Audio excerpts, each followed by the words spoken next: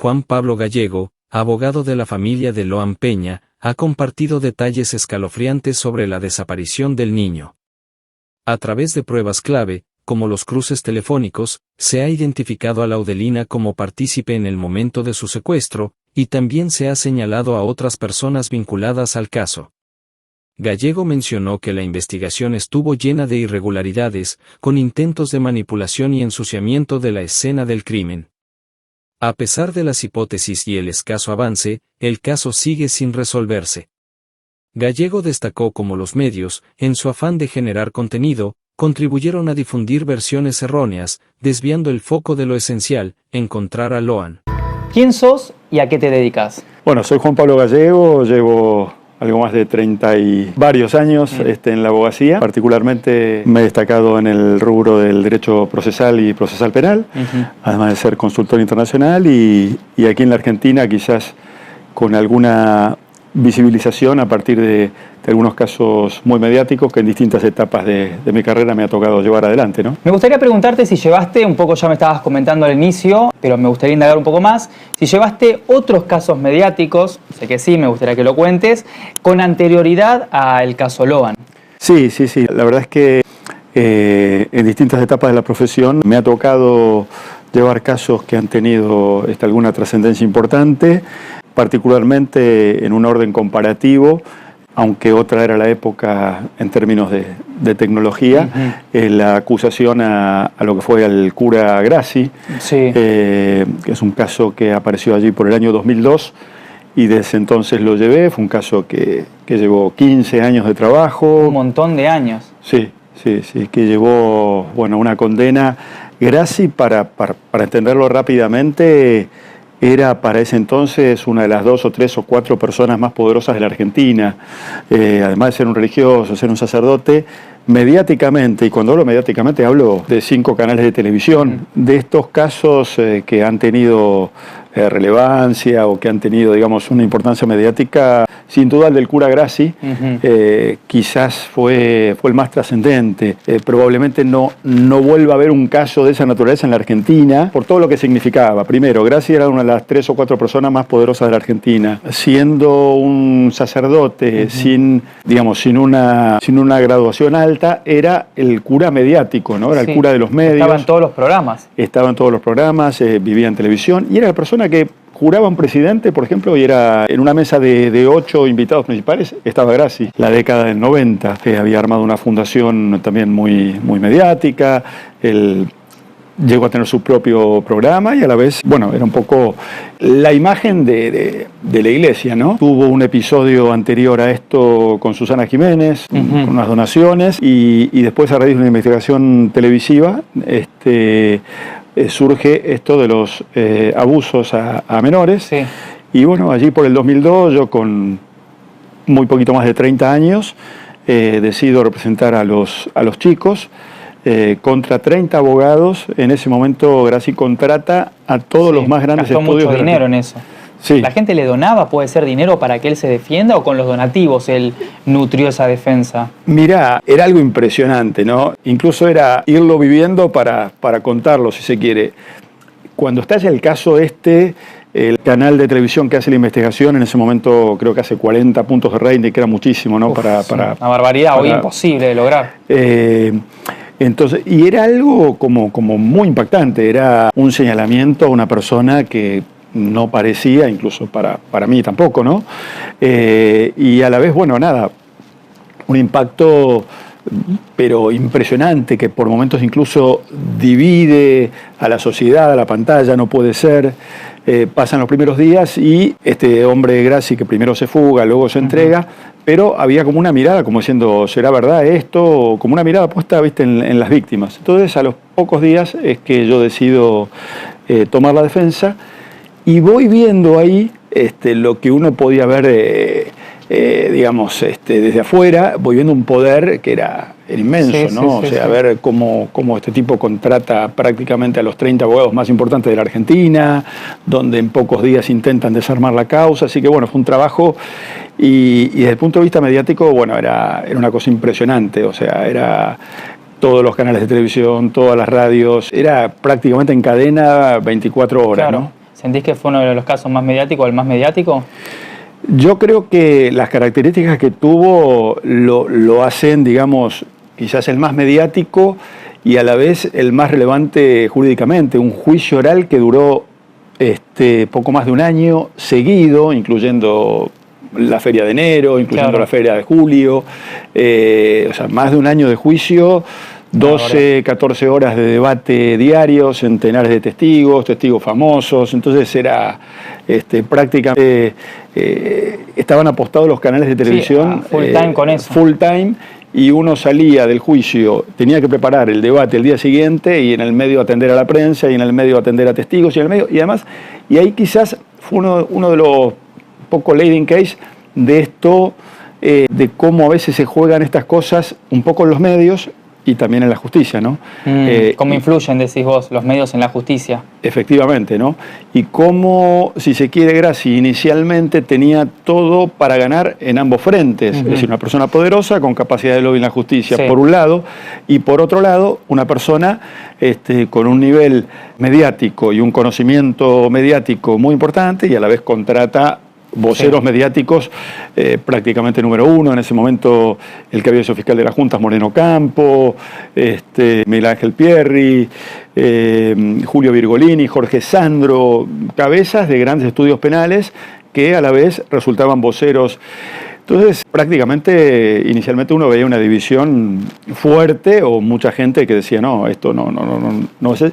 Yo decidí dar ahí la batalla en los dos frentes, sobre todo concentrarme en lo jurídico. A mí me apasiona el derecho, me apasiona el derecho procesal, me apasiona un poco el arte de hacer justicia, incluso desde el lado del débil, ¿no? Generalmente. Pero también me di cuenta que tenía que dar esa batalla mediática, que no tenía que pelearme con quienes pensaban que era inocente y hasta, digamos, hasta lo vociferaban de una manera fuerte o incluso con algún rechazo hacia mi intervención. Yo lo que fui haciendo fue un poco evangelizar con mi trabajo, con la verdad. En la justicia y que la verdad sola sea la que hable. Efectivamente, bueno, al cabo de bastante tiempo, prácticamente incluso las personas que más lo alentaban o arengaban su inocencia, creo que también fue algo muy importante que pocas veces se da en la Argentina, que vos tengas un juicio que en primera instancia se obtenga la condena, que vaya a la Cámara de Casación y lo confirme, que vaya a la Corte Provincial y lo confirme, y que vaya a la Corte Nacional y lo confirme. Entonces, caso que a vos no te deja duda. Claro. Lamentablemente, muchos casos mediáticos de la Argentina siempre han quedado como un interrogante, o que sale un resultado, después se anula, después cambia, y nunca se termina de saber, digamos, acá todos los jueces y todos los fiscales que intervinieron contra una persona muy poderosa, protegida y representada por los mejores abogados que podía tener, ha sido declarado culpable. Así que, bueno, desde el punto de vista así mediático, también fue un impacto casi único, ¿no? Ahora me gustaría que me cuentes cómo llegaste a representar a los padres de Loan, cómo llegaste a este caso, porque pasaron también varios abogados en el medio. Sí, efectivamente. Vos sabés que es un caso que yo lo seguía muy de cerca, como la mayoría de la sociedad, como muchos abogados que mirábamos. Incluso había sido consultado muchas veces por algunos canales de televisión, mi opinión. Y recuerdo como si fuera hoy, mira, habían pasado poco más de 100 días. Un día estoy tomando un café y veo un editorial del diario Clarín que decía, bueno, 100 días y ya nadie lo busca, ¿no? Como te digo, siempre me ha animado y han pasado los años y no me he modificado. Un cierto espíritu justiciero en el mejor de los sentidos, es decir, bueno, no, digamos, hay casos que son un poco leading case, casos que, digamos, la víctima, la familia, quieren ver que realmente pase algo, ¿no? ¿Viste? Con esto de que la justicia no pasa o a veces no pasa nada. Entonces me parece que uno como parte del sistema, aún desde el sector privado, si se quiere, me parece que hace una contribución en ese aspecto. Entonces, recuerdo, le seguí con mucha atención los primeros 100 días, era todo muy raro, esto de las hipótesis, había hipótesis. Sí, hubo de todo tipo de hipótesis. De todo tipo, y de repente se bajaron las luces y claro, increíblemente tengo ese shock leyendo esa nota y yo no sé si casi avanzada la tarde de ese mismo día o el día siguiente me contactan los papás de Loan. una cosa, y uno además ya venía, claro, uno ya venía un poco influido por lo que se hablaba, por lo que no se hablaba, por las hipótesis, por si la familia era buena, por si tal. Entonces, recuerdo que yo les digo, bueno, vamos a hacer una videollamada, obviamente están en Corrientes, quiero hacerla con ustedes dos únicamente, mamá y papá, que conversemos, y bueno, y de acuerdo a eso, bueno, la verdad es que así fue, tuve esa conversación por videollamada, me resultó muy convincente y realmente sentí que venían muy golpeados con esto porque, bueno, habían terminado mal con el abogado anterior, a la vez habían bajado las luces y un poco comenzaban a deslizarse acusaciones sobre la familia, que tal cosa, que tal otra, y el foco se había corrido de buscar a Loan, ¿no? Casi inmediatamente viajo, los conozco, me pareció gente que absolutamente, primero, no tenía absolutamente nada que ver con la posibilidad de haber siquiera participado o imaginado que iba a pasar eso con Loan. Segundo, bueno, una angustia impresionante. Tercero, también una esperanza de decir, nosotros necesitamos a Loan, y me mostraban su habitación. Bueno, así que entonces yo traté de ver un poco lo que pasó hacia atrás, y a veces, y no es la primera vez que me toca, ¿no? Esto de tomar un caso cuando está casi en un punto muerto. Pero lo tremendo que pasó en el caso Loan, los primeros 100 días, es que todo lo que se decía en televisión y lo que algunos de nosotros también creíamos porque lo veíamos y porque se decía, no tenía nada que ver con la realidad, no tenía nada que ver con la causa, ni siquiera era objeto de presentaciones judiciales, entonces era una nada misma. Claro, que debe pasar con un montón de casos, solo que no lo sabemos porque no estamos metidos en la causa. Es verdad. La fake news, ¿viste? El Vox Populi, que hablan tanto que... Efectivamente. Y esto es un caso que yo creo que se unieron varios factores para que tenga esta explosión. Uno, creo, a veces, esto en el juego de las noticias, en el juego del rating, a veces hay una noticia fuerte un día y a veces hay 3 días que no hay noticia fuerte. Esta es una noticia que rápidamente fue capitalizada por uno o dos de los medios más grandes, que enseguida tienen móviles ahí, realmente pega mucho. Creo particularmente que el Loan hizo carne en la sociedad argentina. A mí me llamaba la atención eso también, incluso los días previos a estar fuera del caso y sin saber que iba a estar en el caso, de que la gente seguía preguntando por Loan, aunque la televisión hubiera bajado la intensidad. Y me ha pasado a posteriori de caminar por la calle y que siempre el sentimiento positivo de que hay que encontrar a Loan. A diferencia de otros casos, que a veces hay casos en que hay mucho Boca River, en el sentido de decir, bueno, hay gente... un lado del otro. Claro, acá eran todos del lado de Loan. Claro, acá hay como un sentir, Loan tiene que aparecer, acá tiene que aparecer la verdad. Así que nada, mi foco fue hacer lo que no había hasta ahí, hacer abogacía, vamos a lo concreto.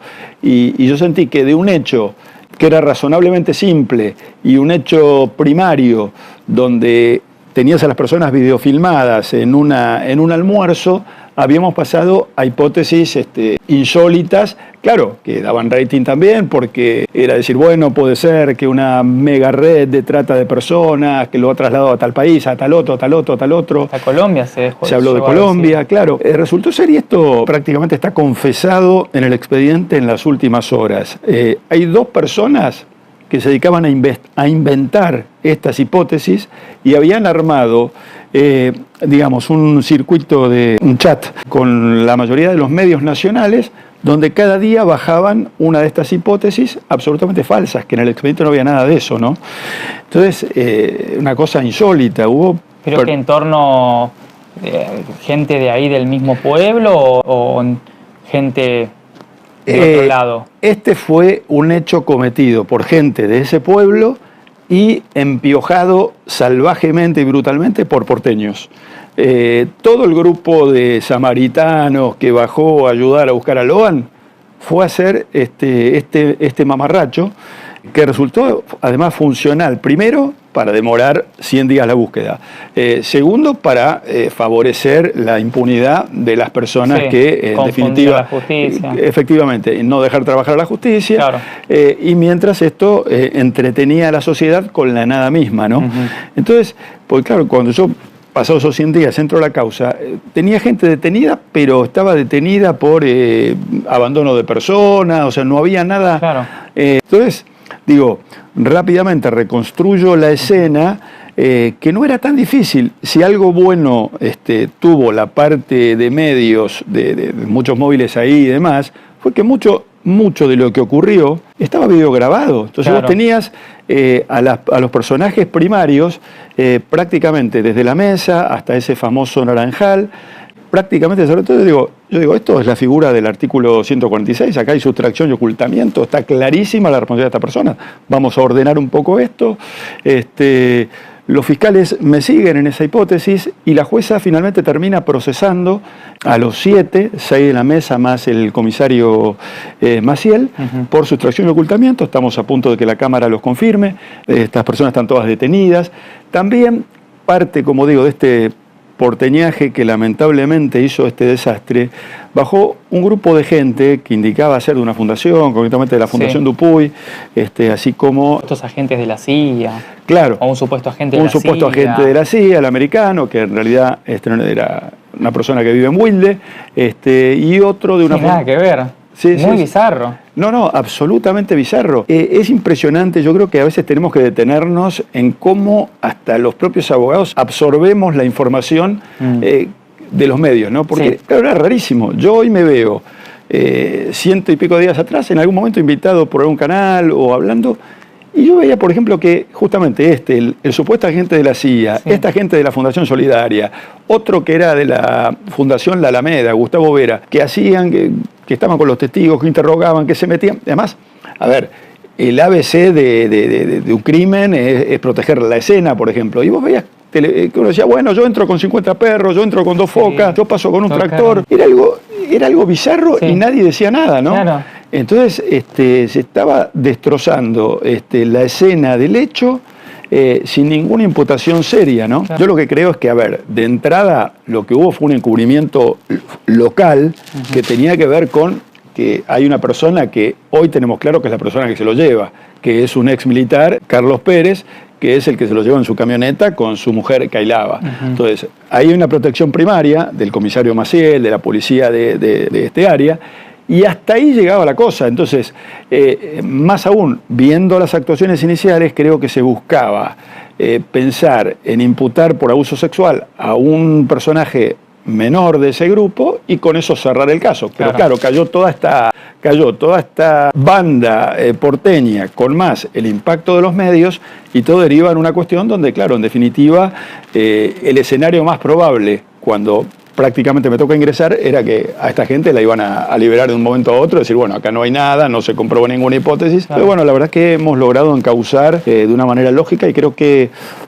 vamos a tener pronto la verdad absoluta sobre qué pasó con Loan y el castigo, ¿no? También a los responsables. Totalmente. Ahora, hablando desde un plano hipotético, ¿cómo fue que desaparece Loan y qué participación cree usted que tuvo cada uno de los involucrados o de los imputados en este caso? La desaparición se da en el contexto de un almuerzo en el cual no estaba previsto que llegara Loan, sí otros menores, de hecho había una mesa con un grupo de niños, Loan se acomoda en una mesa con los adultos y prácticamente, como insisto, parte surge de videofilmaciones, parte la hemos obtenido ahora a partir de cruzamientos telefónicos, pero Loan es llevado primero a lo que es un parque, digamos, lindero de la casa de la abuela de Loan, la abuela Catalina, y desde allí trasladado a un naranjal sin naranjas, o sea, gente que iba a buscar naranjas a un naranjal sin naranjas. Sí, en sentido. Claro, parte de los que encabezaban la comitiva, que eran Ramírez y Millapi, ni siquiera sabían dónde era el naranjal. El otro que iba es Benítez, pareja de la famosa Laudelina, Laudelina Peña, tía de Loan. Entonces, Laudelina se encarga de ir acercándose y marcándoles a dónde tenían que llevarlo. Y en el momento que desaparece Loan está con Ramírez, con Millapi y con otros 3 niños. O sea, no había forma, 5 personas o 6 personas en un área de 1 metro, no había forma de que una persona desaparezca, sea un niño, sea un adulto, y que los otros 5 no supieran qué pasó. Pero ahí es donde ahí es donde viene este grupo porteño, el americano, Vera, porque ¿qué es lo que hacen? Y esto decía, digamos, a veces tenemos que analizar hasta dónde nosotros comprendemos o analizamos cuando vemos una noticia. Esta gente directamente agarró un hotel de ahí en Corrientes, lo regenteaban ellos en un hotel, que en vez de ser un hotel turístico, era un hotel que lo manejaba el americano, con estos de la fundación que decían de la Fundación Dupuy, más estos personajes. ¿Y qué hicieron? Metieron en ese hotel a todos los testigos que vieron cómo desaparecía Loan. Claro. O sea, todos los chiquitos, con más Macarena, la hija de Laudrina Peña, con más Camila, la prima de Loan, que es la que marcaba el camino junto con Laudrina. Y esta gente queda cooptada en el hotel. Claro, los periodistas tenían, si querían acceder a los testigos, tenían que negociar con el americano. ¡Qué delirio! Claro, entonces, y este americano era una persona que iba vestido así como agente de la CIA, vestimenta militar, tatuajes, escudos, y resultó ser que era un muchacho de Wilde que había ido, bueno... Se comió la peli. Claro, efectivamente. Y él hace pocos días, esto no se dijo, reconoce como su jefe a Gustavo Vera, a este hombre de la Alameda. Y Vera termina confesando también, y esto está por estos días en el expediente, que ellos ideaban estas hipótesis con la idea de generarse una figura, una posición similar a la película Sonidos de Libertad. O sea, como que Vera y el americano eran dos mega luchadores contra la trata mundial y buscaban supuestamente a Loan. Interrogaban testigos adentro de autos, metían a los niños de aquí y allá, los hacían dibujar una cosa. En un momento se había hecho conocida una noticia que hablaba de esto, que sin autorización judicial empezaron a interrogar nenes. Claro. Preguntándoles cuando nadie les dio esa autorización y que no era válido. Claro, efectivamente. Entonces, si esta gente no hubiera contaminado como contaminó este desastre que prácticamente acapararon los testigos y empieza todo esto, era un caso que se hubiera resuelto seguramente en pocos días, ¿no?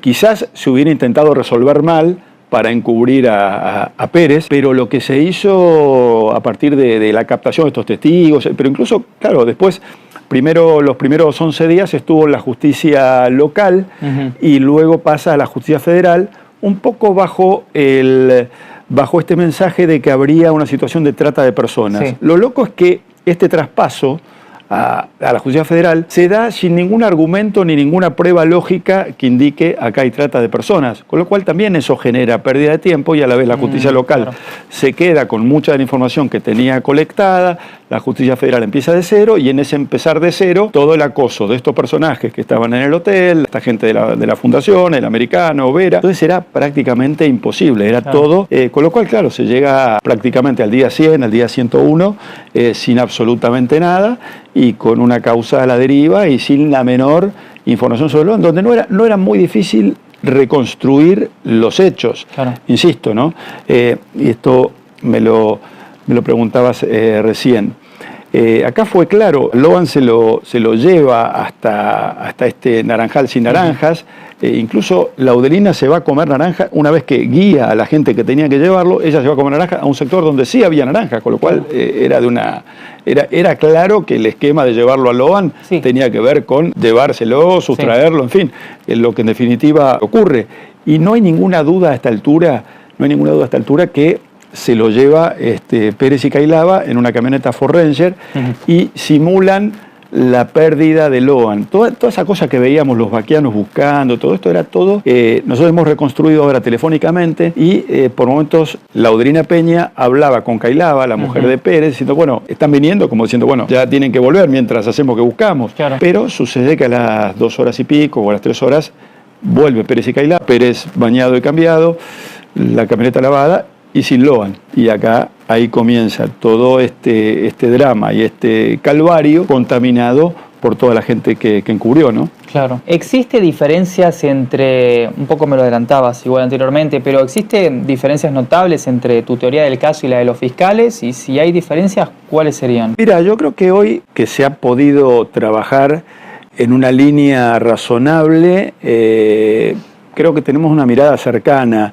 Incluso la jueza, que en este caso es quien tiene a cargo la instrucción la jueza federal Poserpenso, y tenemos el fiscal federal de Goya y 2 fiscales que son de Buenos Aires de la Protex. Hoy estamos en una línea, creo que se pudo comenzar a hablar de derecho, y al comenzar a hablar de derecho, y incluso, digo, así como los medios creo que son absolutamente útiles para visibilizar situaciones, digo, cuántos casos como estos ocurren y quizás no son visibilizados, pero bueno, acá fue tal el mareo y tal el entorpecimiento, y no hay ninguna duda que también que esta gente, digo, cuando uno dice gente que fue, que alquiló un hotel, que disponía de vehículos, que andaba, indudablemente perseguían intereses propios, y esos intereses propios, a mí lo que me llamó la atención, ¿no?, cuando me toca intervenir y ahí empieza otra cierta explosión mediática y yo trato de explicar las cosas, cómo había calado hondo esto de las 100 teorías, con lo cual había gente, yo creo que de buena fe, se decían tantas cosas, entonces gente de buena fe,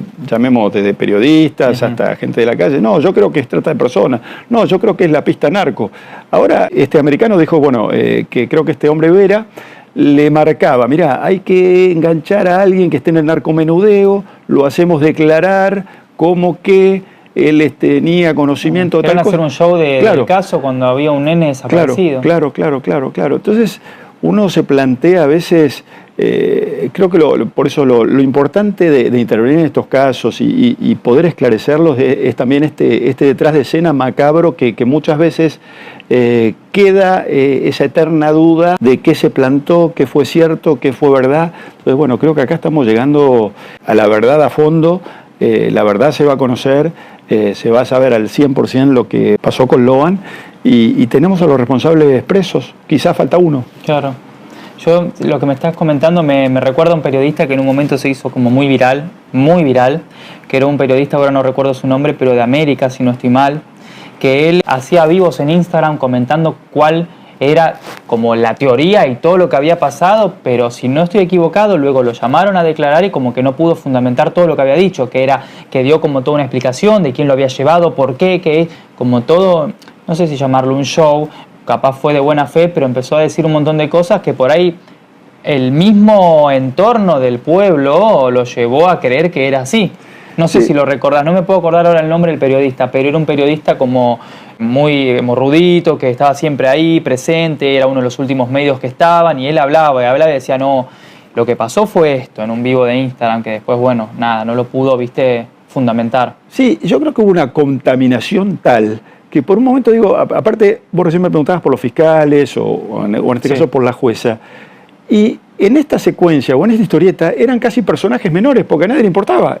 Cada quien hacía su teoría, cada quien hacía la reconstrucción del caso, cada quien llevaba a sus perros, cada quien pisaba.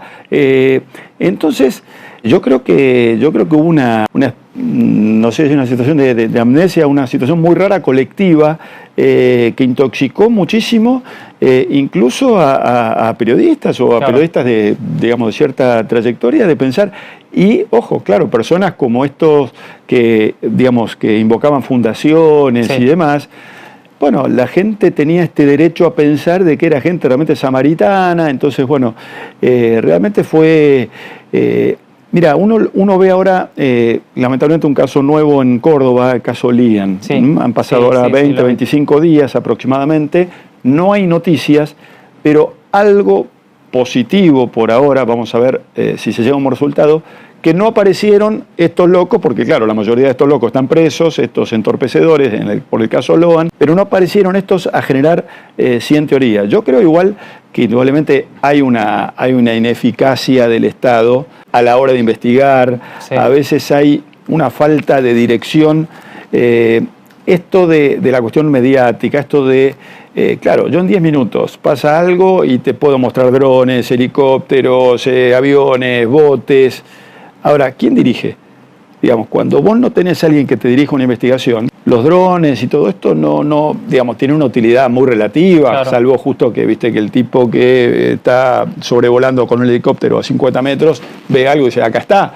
Pero si no es por ese milagro, si nadie dirige y nadie tiene interés en la verdad, y esto es un poco lo que pasó en este caso y lo que hasta hace poco dividió aguas, yo creo que hoy... me pasó con Grassi en su momento, que digamos, un importante sector de la sociedad pensaba, no puede ser. Creo que la gente que adhería a múltiples teorías y hasta discutía con vehemencia, pero ya no incluso en los bares o en las calles, es decir, todos querían a Lohan, claro, pero cada quien había adoptado una teoría a partir de la convicción que le generaban los dichos de distintas personas, ¿no? Entonces, yo creo que es una experiencia que no debe repetirse, que fueron 100 días nefastos, 100 días de no justicia, de no derecho y de un show insólito que, insisto, parecería no estar repitiéndose en el caso Lian, pero vamos a ver si en el caso Lian está la eficacia estatal para llegar a un resultado. Claro, totalmente. ¿Quién piensa usted que se llevó a Lohan y dónde cree que está actualmente? ¿Volverá a aparecer? Que es algo que mucha gente se pregunta y que después de tantos días es como que muchos tienen sus dudas. Mira, a Lohan se lo llevan sin duda Pérez y Cailava en esta camioneta Ford Ranger. Por los tiempos en que se fueron dando las detenciones, mi convicción es que no salieron de Corrientes con Lohan. Más allá de que en el caso de Pérez fue notorio de que se hizo algún viaje a Resistencia Chaco, que incluso estuvo video filmado. Creo yo que eso fue parte de una misa en escena. Era notorio, este hombre Pérez, yendo ahora al delito concreto y al hecho concreto y corriéndonos de esas mega teorías, este hombre Pérez es un hombre de un desarrollo intelectual importante, de una prevalencia. Pude verificar que ahí, en esta ciudad 9 de Julio, Corrientes, un pequeño pueblo 9 de Julio, era casi el dueño de 9 de Julio, no tenía ningún cargo, la esposa estaba por ser intendenta, pero era muy notorio, vos veías, incluso se puede ver en internet, ves las fotos o ves videos de actos patrios o lo que fuera, y curiosamente una persona que simplemente es un militar retirado, no sé, el acto del Día de la Patria, está el intendente y a su derecha con un uniforme militar este hombre Pérez y al otro lado la mujer y el comisario del lugar. Entonces era quien disponía, y esto explica el por qué los primeros fiscales y la policía que encabezaba este comisario que está detenido rápidamente intentan encubrir, pero era a todas luces lógico que era quien se lo llevó. Incluso esto nos remite, también si recordás, antes del día 100, existió, bueno, declaraciones múltiples de Laudelina, lamentablemente la tía de Lohan, ¿no? Primero en un sentido, después, primero que encuentra una zapatilla, o después que no la encuentra ella, que la encuentra su hija, después que la encuentra el comisario Maciel, todo muy raro. Y también luego una declaración donde dice que ella presencia un accidente con la camioneta y ve cómo Pérez y Cailava se lo llevan a Lohan. Ahí se produce, por un lado, claro, como un alivio colectivo de todos los argentinos, de la política, de la fuerza, porque claro, encontrar una solución, por eso digo, no, a veces hay que tener cuidado con las falsas soluciones, ¿no? Pero bueno, se resolvió el caso de una manera triste, ¿no? Pero ahí aparece una presión fenomenal sobre esta Laudelina, que además es una enorme mentirosa y realmente carga con la cruz de hacer tanto daño a su sobrino y a su familia, ¿no? Porque Laudelina sabe al 100% lo que pasó. Entonces, y ahí toda esta banda que manejaba este hotel, esta banda del Americano, de esta fundación y demás, logran ellos mismos detenerla a Laudelina para que cambie esa versión. En ese momento, insisto, yo estaba fuera de la causa, también me había resultado medio rara la versión y demás. Muchas contradicciones. La verdad, no le creo a ninguna de las Laudelinas, pero visto hoy con las pruebas que hay, con los cruces telefónicos, no tengo ninguna duda que Laudelina es partícipe y ve en el momento exacto en que Lohan se lo llevan Pérez y Cailava. Lo que puede haber es matices en cómo lo quiso contar. Entonces, como esta Laudelina es la primera que por algún motivo lo señala a Pérez, rápidamente la callan. Entiendo yo que lo que había dicho en esa ocasión, que después la cambió 100 veces, tampoco era el 100% de la verdad. Pero quizás nos estaba mostrando la puerta, decir, a ver, muchachos, esto es por acá. No es muy raro. Entonces, claro, los del hotel, el Americano de Wilde, Vera, la fundación no sé cuánto, retienen a los otros chiquitos, les hacen hacer dibujos, los hacen ir de nuevo al Naranjal, reconstruyen, Lohan fue por acá, se fue por acá, no se fue por acá, van reteniendo a los testigos, y a Laudelina, que termina siendo en ese momento la peligrosa que marca a Pérez, la encierran ellos mismos, le ponen abogados ellos mismos, los malos, y la hija de Laudelina convivía en este hotel con estos entorpecedores. Una situación novelesca. Claro, ellos querían hacer la película Sueños de Libertad, no llegaron a eso, pero hicieron un disparate parecido y han hecho un daño tremendo, ¿no? Ya no solo a Loan, sino a esos chiquitos, a toda esta familia que partieron con esto.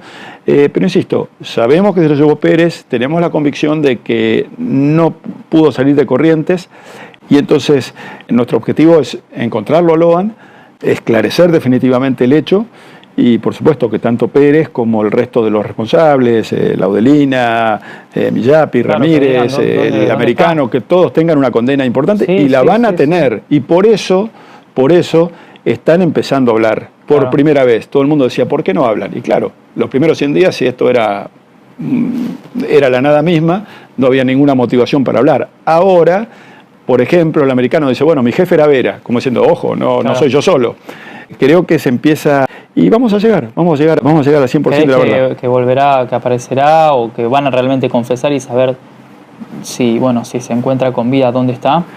Por lo menos saber lo que hicieron con Loan y poder hallarlo en las condiciones en que se encuentre. Continuando con la siguiente pregunta, respecto a la tía, a Laudelina, que ya la mencionamos, declaró como testigo, luego fue a Corrientes Capital y declaró como denunciante de amenazas, y luego fue imputada y detenida. Entre todas estas idas y vueltas, ¿crees realmente en su inocencia o cómo lo ves vos? No creo en absoluto en la inocencia de Laudelina. A la vez creo que es víctima de la banda de entorpecedores y es la persona que mantienen callada para que no cuente la verdad porque ella ha sido testigo directa. Entonces es un caso paradigmático, ¿no? Creo que es una persona evidentemente con una capacidad de daño para provocar este dolor de ya meses y meses a toda una familia.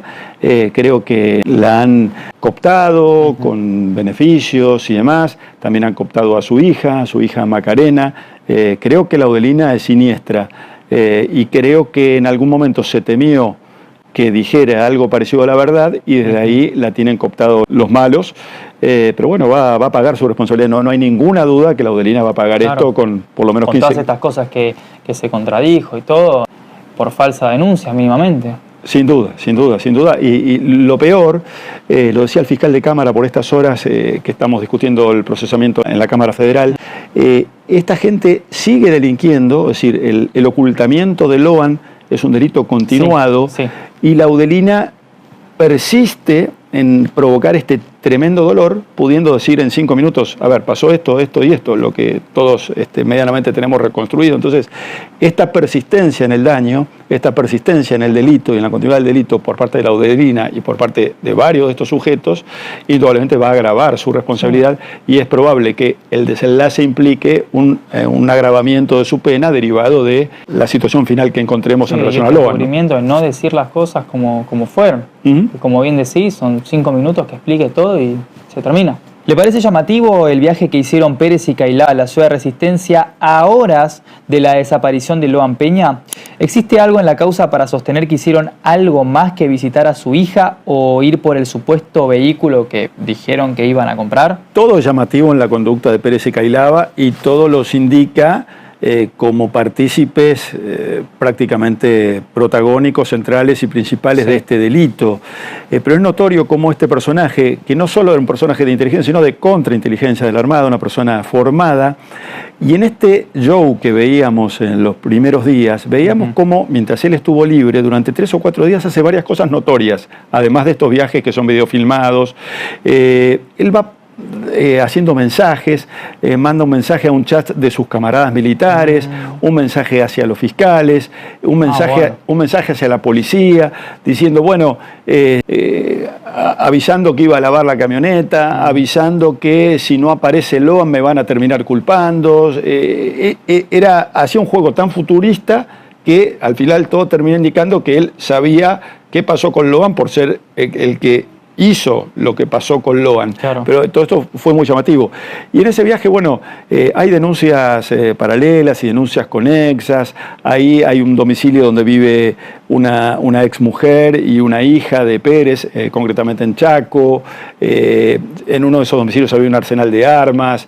Es gente con una cierta logística. Por eso digo, a ver, no era muy difícil en un escenario donde la mayoría de los protagonistas de ese almuerzo eran de un cierto lumpenaje que no podían pasar de un delito muy básico y no tener capacidad operativa para otra cosa, ni nadie molestarse por encubrirlo, porque el encubrimiento surge porque aparece alguien poderoso. Claro. Digo, si el que se lo llevó de ahí hubiera sido, no hubiera sido Pérez o no hubiera sido Cailava, el comisario no se molestaba, ni los primeros fiscales se molestaban en encubrirlos. Sí, Así que toda su conducta es sospechosa y creo que los viajes también tienen que ver con hacer una misa en escena. También hay ingresos y egresos de un hospital por parte de la mujer de Cailava, en la cual denunciaba distintas afecciones y bueno, y también creo que se jugó con esto, ¿no?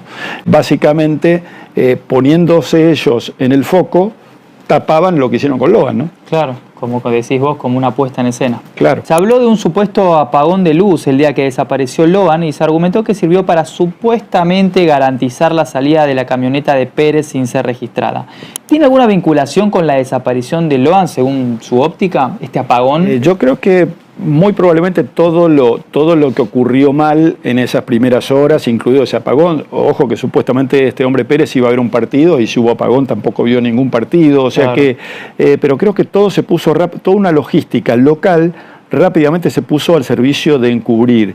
Pero a veces, insisto, ni la sociedad, digamos, abarrotados por hipótesis, no nos preguntábamos, viendo, si hoy miramos los primeros videos de esos primeros días, por ejemplo, efectivamente ocurre ese apagón, ocurre una supuesta búsqueda, después ocurre que la Laudelina dice acá encontré la zapatilla, pero entre esas cosas también ocurre que el comisario Maciel lo sube a su camioneta a Benítez, pareja de Laudelina, le revisa el pene e intenta incriminarlo. Entonces, una cosa, esto Eso vos, no lo sabía. Bueno, esto es algo, entonces digo, a ver, si había una hipótesis de abuso sexual, Claro.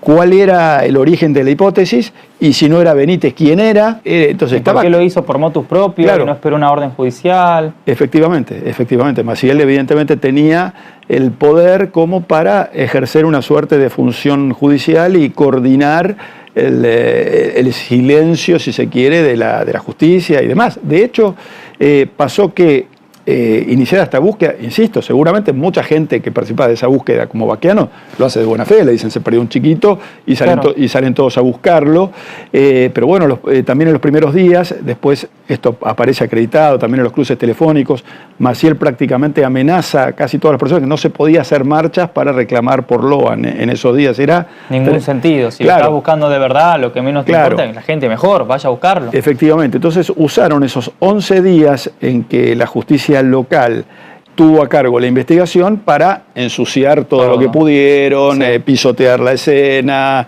empezar a inventar hipótesis y ahí les termina siendo funcional la banda que baja de Buenos Aires a esta banda de encubridores, seguramente con dos intereses económicos, políticos, protagonismo, que los tendrán que justificar a la hora de un próximo juicio oral, ¿no? Sí. ¿Por qué cree usted que parte de la familia llegó a cometer algo así? ¿Qué el móvil? O sea, ¿qué razón tenían para hacerlo? Porque es muy cruel. Sí, sin dudas. Mira, acá otra cosa que determinamos es que una semana antes se produce un almuerzo similar con las mismas personas en la casa de la abuela, sin Loan y sin el papá de Loan, ¿no? Entonces, la verdad que era gente, esta Laudelina Peña, Benítez, Millapi, Ramírez, gente, si se quiere, ligada a situaciones pseudodelictivas, en fin, ahí en el lugar, ¿no? Entonces, ¿cómo esto se les termina yendo?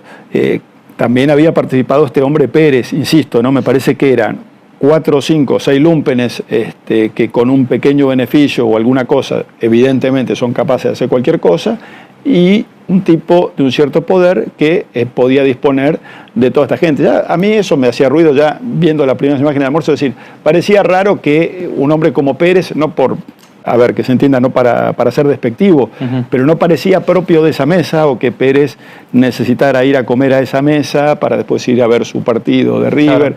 Entonces, indudablemente esa presencia hacía ruido y evidentemente después se lo quería borrar. Pero bueno, fuera de eso, por supuesto que la familia primaria de Loan, los papás, los hermanos y demás, son ajenos a esta operatoria terrible, delictiva, y al día de hoy padecen con dolor, con angustia y con sufrimiento todo este calvario. Pero bueno, indudablemente, también digo una cosa, ¿no? Cuando hablamos nosotros, incluso acá de Buenos Aires, y hablamos hasta probables periodistas engañados, probables abogados engañados, todo lo que... Digo, ¿en qué grado? Digo, situémonos en un pueblo chico donde de la noche a la mañana, además de pasar esto, caen una cantidad de personajes famosos de Buenos Aires, claro, supuestamente a buscar a Loan, con más, fuerzas de seguridad, fuerzas federales, drones, ¿no? Con más periodistas. O sea, se transforma en una película, ¿no? Parte de la película que los encubridores querían hacer para esta gente. Ocurre algo ilógico, esto estaba fuera de todos los planes, creo yo, incluso de Laudelina, de su hija Macarena, que aparezca un tipo vestido de militar, como agente del FBI, que dice, este es mi hotel, acá los voy a alojar a ustedes, acá ponemos a los nenes tienen que decir esto, vos tenés que declarar esto. O sea, fue tan surrealista que uno lo que cree a hoy es que esta parte de la familia, Laudelina, Macarena, por supuesto que tienen un grado de responsabilidad que es imperdonable, pero de alguna manera han sido cooptados en el contexto de una situación de locura absoluta. La idea en sí, en la causa, ¿tiene algún lineamiento como decir, bueno, no, trata no, pero la finalidad última era venderlo o no sé, destinarlo a actividades libidinosas? ¿Se sabe algo de eso o no? Porque, ¿cuál fue el motivo por el cual habrían sustraído a Loan? Mira, por un lado el corset legal que yo propuse, el de la sustracción y ocultamiento del artículo 146, no requiere determinar la finalidad, pero sí el juicio, la sociedad, la familia y el país requieren conocer la finalidad y la vamos a conocer. Yo creo que la finalidad no pasaba de Pérez, o sea, no estaba previsto por fuera de Pérez, por decir algo, una venta, una entrega a terceros, una salida del país. Bien. Esta es la hipótesis que creo que vamos a poder demostrar en el juicio. Era algo absolutamente focalizado y local en ese grupo, por eso se hizo tanto daño. Por eso tanto daño con toda la mentira colectiva que se generó. Sí. En medios de comunicación comentaste que el caso, o se dijo que comentaste, que el caso estaba un 98% resuelto. ¿Qué crees vos que falta y por qué todavía no aparecería Loan? Bueno, lo que falta justamente es Loan y localizarlo físicamente a Loan, que creo que está en la provincia de Corrientes, y determinar el nexo final de Pérez con Loan. Fuera de eso, la mecánica está al 100% probada, porque hemos probado, bueno, cómo Camila y Laudelina primero contribuyen a sacarlo a Loan, también lo hace Macarena, cómo lo dirigen al Naranjal, quiénes son los adultos que quedan en el Naranjal y quién es la última persona que está con Loan, y por último, quiénes son las personas que se lo llevan. O sea que la mecánica del hecho, por eso hablamos de ese porcentual. Pero bueno, lo restante es quizás para mí lo más importante, ¿no? Y para la familia y para todos, que es dar con Loan, pero creo que la mecánica del hecho está acreditada. Claro, está aprobado. Sí. Conectándonos un poco con lo que tuvo que ver con el inicio de este video, que hablamos de los medios de comunicación y su influencia, que muchas veces puede condicionar a la justicia, te quería hacer una pregunta más personal respecto a los medios de comunicación y si tuviste algún tipo de conflicto con los medios, porque los medios dan, pero a veces también quitan, y se meten en cuestiones que por ahí no comprenden y atacan a alguien que quiera hacer un bien. En este caso de usted, de investigar qué pasó con Loan. ¿Hubo algún conflicto ahí o pudiste sobrellevarlo de manera positiva a los medios? Mira, yo en estos 35 años de profesión, en distintos casos, en Argentina, en España, en Honduras, en Colombia, me ha tocado interactuar siempre con la prensa, siempre soy absolutamente abierto, respetuoso, creo que cumple una función útil. Ahora, hay algo que yo no transo, yo no soy del sistema, yo soy una persona vinculada a los medios de comunicación, pero a partir de mi trabajo como abogado, y mi trabajo como abogado no tiene ninguna negociación. Entonces, si vos me convocás a una entrevista y me decís, yo necesito que usted respalde lo que yo pienso de ese caso, por supuesto que yo no lo voy a hacer. Entonces, creo que en un punto me tocó un trabajo antipático que fue demostrar cómo nos tomaron de tontos a todo el país, por ejemplo. Después, algunos no solo nos tomaron de tontos, sino que han tenido una responsabilidad penal y están presos por habernos tomado de tontos. Sí. Pero, entonces, en ese contexto, en general he tenido una buena receptividad porque creo que la gente conoce cómo yo trabajo a lo largo de los años y soy una persona inflexible a la hora de buscar justicia y, digamos, si yo he tenido que denunciar a un juez lo he denunciado, si he tenido que denunciar a un fiscal lo he denunciado, y siempre voy para adelante. Pero creo que acá estaban tan fuertemente metidas algunas hipótesis que, y también cuando yo entro al caso, prácticamente la mirada estaba puesta ya sobre la familia. Ya no hay que buscar a Lohan, hay que pensar si capaz los hermanos de Lohan no están en el delito, si el papá tal cosa. Entonces ya venía como un ataque frontal hacia la familia, ¿no?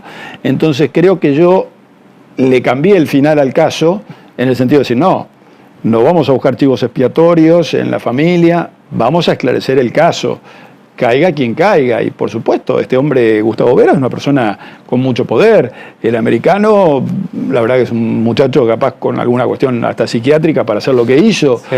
Pero, digamos, había gente con un cierto poder mintiendo y haciendo lo que hizo. Entonces, capaz hubo quien intentó seguir, sea por interés, por convicción o porque participaba de alguna situación beneficiosa, pero de mi parte, desde el día cero a hoy, me he mantenido en lo que la causa me ha dicho. Y por otro lado, lo casi irónico era que se hablaba de tal, que esto, que es la política, que es el no sé qué, que no, pero nadie había citado a ninguna persona relevante. ¿Quién citó al primer político por primera vez en la causa? Y lo sentó yo. ¿Quién citó al jefe de la fundación que decían que tenía el hotel? Yo. ¿Quién citó a este hombre, Gustavo Vera? Yo. O sea, valía todo, era todo gratis porque nada ocurría en la justicia. Claro. Entonces, todas estas personas que yo fui sentando en el banquillo, por lo menos como testigos y algunos como imputados, terminaron diciendo y me terminaron ayudando a reconstruir la verdad y llevar la verdad hacia la justicia. Así que, claro, y en ese interín tocar a estos o tocar a algún intocable y generaba algún ruido, ¿no? ¿Cómo vas a tocar a este si este fue de bueno para allá? Por parte de los medios. Sí, sí, de algún medio en particular, pero, claro. Pero todas cosas que fueron limadas con... Yo creo que lo importante de uno trabajar transparentemente, con las pruebas a la vista, de no portar interés. Digo, yo no necesitaba meterme en este tema ni para tener trabajo, ni para tener algún tipo de vinculación con los medios, que la tengo de hace muchos años. Entonces, si yo me meto es para hacer un trabajo que sirva para llegar a la verdad. Ahora, en ese llegar a la verdad, por supuesto que yo no transo ni con quienes puedan ser conocidos, amigos, lo que claro. fuera. O sea, así que creo que todo eso fue zanjado y creo que hoy, si bien la preocupación central y final de todos es que aparezca Lohan y que quede claro que acá no hay una nueva hipótesis de algo. No, acá hay una investigación ahora seria, sí. Acá hay videos, acá hay entrecruzamientos telefónicos, acá hay declaraciones de testigos, acá hay confesiones. Entonces, y acá tenemos reconstruido y por eso tenemos a la gente procesada, por eso tenemos al fiscal de Cámara, dice, pocas veces se demostró un caso como este con la certeza que tiene. Entonces, todas esas cosas... Nada, cuando lo detienen a Grassi o cuando va la policía a detener a Grassi en el año 2002, Grassi estaba con 6 periodistas, muchos de ellos muy conocidos. Le avisan que entra la policía y creo que lo sacan escondido en el baúl de un vehículo, ¿no? Yo la verdad que, y claro, muchos de esos periodistas los días posteriores seguían en una defensa desfervorizada. Yo la verdad es que fui tratando de que la verdad y la realidad pongan las cosas en su lugar, que me parece lo más importante. Aparte, acá no se trata de ganar un debate público. Yo creo que el abogado cuando confunde la cámara como un elemento cautivar para decir cualquier cosa, pero que sea impactante y que eso vende en los medios, pero no le sirve a tu caso, no le sirve a tu cliente, no te sirve a tu estrategia, puede ser la nada misma. Y a veces, claro, digo, a ver, pasar de un agente del FBI, de un caso de trata mundial que podía ser Rusia, Colombia, etcétera, Sí, sí. a decir, a ver, muchachos, eran estos 6 lumpenes y este comisario y este hombre militar, y era esto, y se lo llevaron toda la camioneta, era esto. Claro. Entonces, a veces, digamos, la no espectacularidad le resta brillo, pero lo que trae es la realidad. Sí, sí. O sea, si yo salgo de Es lo acá, importante. si yo salgo de acá y, digamos, me tropiezo y nada, y tengo, no sé, un vehículo me embiste porque yo cruzo sin mirar. Claro, lo más impactante es que diga, no, me reconocieron como el abogado del caso tal y tal y tal y me intentaron.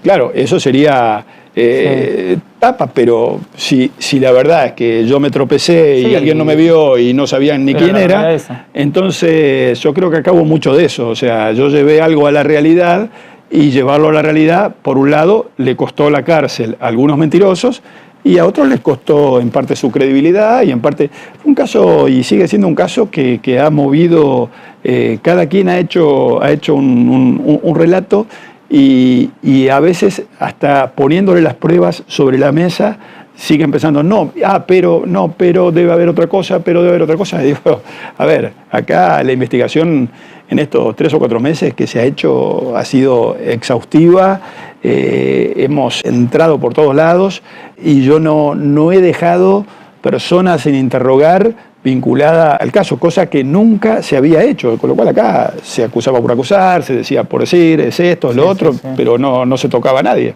Así que lo que hay es lo que hay, es un hecho terrible, pero bastante simple, que se lo intentó dotar de una espectacularidad que benefició a muchos piratas que manejaron este discurso, que algunos lo trasladaron a los medios y que algunos habrán sacado ventajas que en algún momento sabremos. ¿De qué manera crees que estos hechos podrían erradicarse? Yo creo que, a ver, me parece que tiene que haber un llamado a la reflexión. Me parece que a veces vamos siempre a la saga de los problemas, ¿no? No sé, pasa esta situación terrible en Bahía Blanca, que indudablemente tiene que ver con muchas cosas, con cambios climáticos, lo que fuera, pero digo, la prevención parece ser lo último, la capacitación parece ser lo último.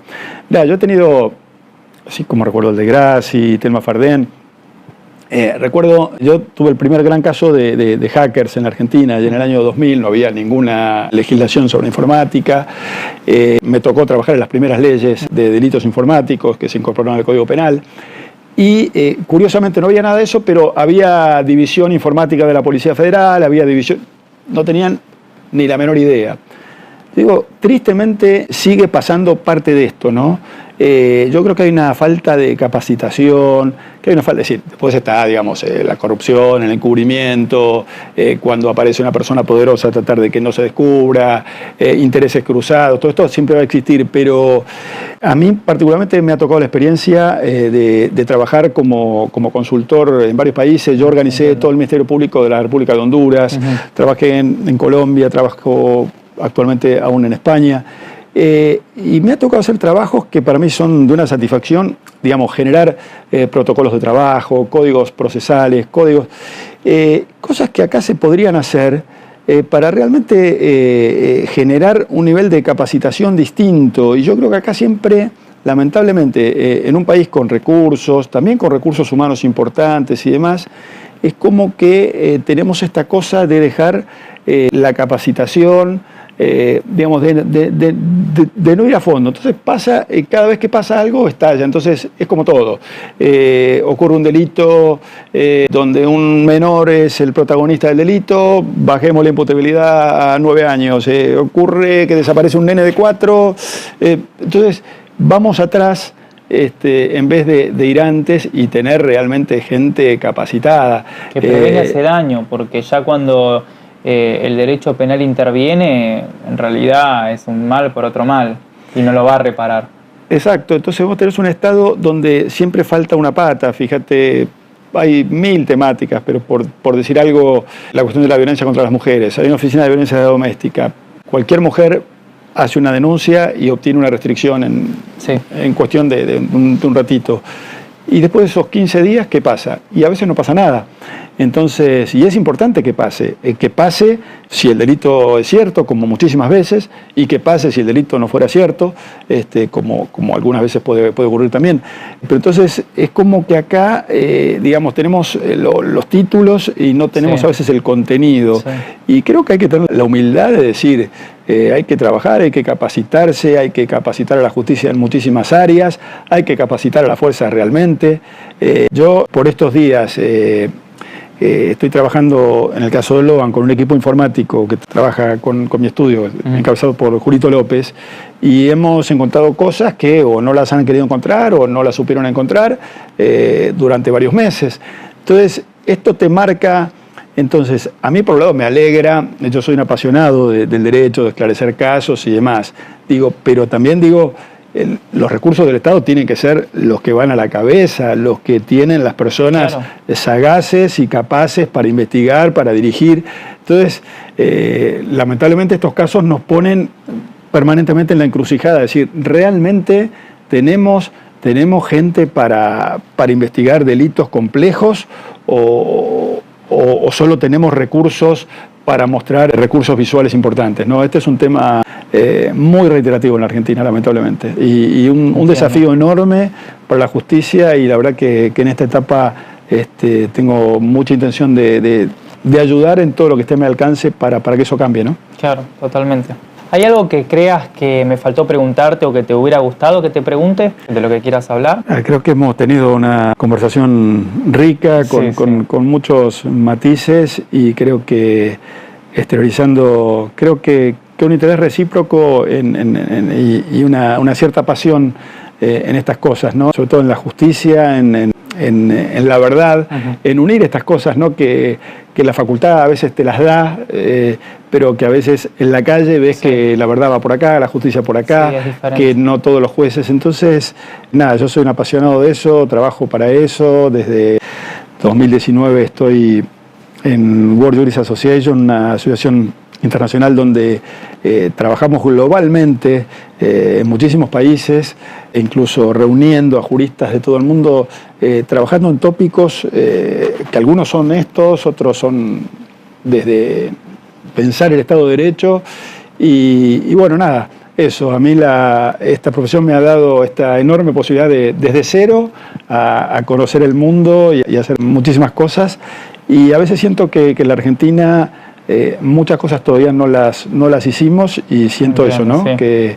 Que quizás todos tenemos una deuda que deberíamos asumir y poder tener un día una justicia realmente preparada, que sea, a veces siempre vas a tener personas que ante un delito digan, bueno, yo quiero que esta persona sea inocente o quiero que sea culpable, pero que podemos tener un sistema lo más preparado posible para llegar a la verdad, y que esto, que no sea solo a veces el esfuerzo sobrehumano que se hace desde afuera del Estado para poder llevar adelante este tipo de casos, ¿no? ¿Y algo que te gustaría decirle a la audiencia que nos está escuchando? ¿Algo que quieras agregar para terminar? Bienvenido sea. No, yo creo que escuchar, confiar, desconfiar, digamos, quienes de alguna manera u otra también participamos de lo que es la comunicación, no estamos exentos de esto, de quizás no estar haciendo un enfoque, es lo que yo marcaba con el caso Loan. ¿Cómo puede ser que durante 100 días todos, y me incluyo, nos creímos que existía un caso sin justicia, donde los voceros no eran de la justicia, donde los testigos estaban encerrados en un hotel y tenían gente que los administraba, donde los testigos eran interrogados por esta gente del hotel? Y entonces me parece que interrogarse, preguntarse y de alguna manera contribuir con la duda en esto de que se vaya a fondo, ¿no? Te quiero agradecer mucho, Juan, por venir y por participar de la entrevista. La verdad que es un honor y qué bueno que lo hayamos podido concretar. Así que bueno, muchísimas gracias por venir a mi canal. Te agradezco. Gracias, muy, muy cómodo y creo que muy buena conversación. Muy buena, y hablamos de todo, no quedó nada por hablar. Así que bueno, muchas gracias. Gracias a vos.